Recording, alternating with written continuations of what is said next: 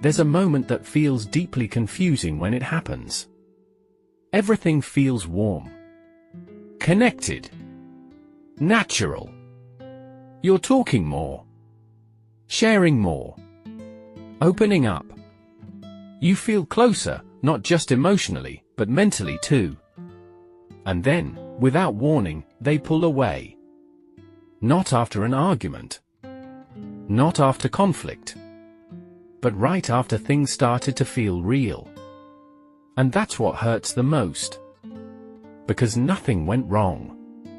Yet something clearly changed. At first, emotional closeness feels easy. There's curiosity instead of pressure. Interest instead of expectation. But as closeness deepens, something shifts for certain people. The connection stops feeling light and starts feeling heavy. Not because the other person did anything wrong, but because closeness now carries meaning. There's an unspoken sense that something is forming. That emotional expectations might follow. That the relationship is becoming real. And for some people, that realization creates tension instead of comfort. On the surface, nothing dramatic is happening. But internally, the dialogue begins to change. Thoughts like, this feels good, but also intense. What if this goes somewhere I'm not ready for? What if I can't be what they need? These thoughts don't come with panic. They come quietly. As unease. As restlessness. As a subtle urge to slow things down. The person might not even understand why they feel off. They just know that something feels like too much. When emotional closeness increases, the nervous system starts scanning for emotional risk. Not danger in the obvious sense, but vulnerability. Closeness means being seen, being known, being emotionally reachable. And if someone isn't regulated around intimacy, their body reacts before their mind can explain it. Heart rate changes. Breathing shifts. Emotional pressure builds. The nervous system makes a simple decision: reduce intensity. And the fastest way to do that is distance. From the outside, pulling away looks confusing. But from the inside, it feels relieving. Silence lowers emotional demand. Space restores control.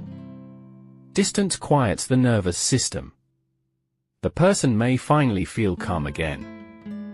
Not because they stopped caring, but because the emotional volume has been turned down.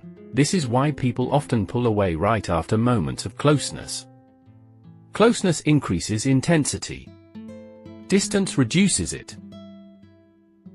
Most people don't wake up and decide to withdraw. They don't think, I should distance myself now. Instead, they feel overwhelmed without knowing why. They tell themselves things like, I just need space. I'm not in the right headspace. I don't want to lead them on. So their behavior changes gradually. Messages become shorter. Replies take longer. Emotional presence fades. Not because feelings disappeared, but because closeness activated something unresolved. For many people, emotional closeness wasn't always safe growing up. Maybe closeness came with emotional responsibility, or unpredictability, or pressure to manage someone else's feelings. So their nervous system learned a rule early on: closeness equals stress. Even years later, the body remembers that rule. So when a healthy connection forms, the reaction isn't joy alone. It's fear mixed with attraction. And fear often speaks louder. This is what confuses people the most. If someone wasn't ready, why didn't they pull away earlier?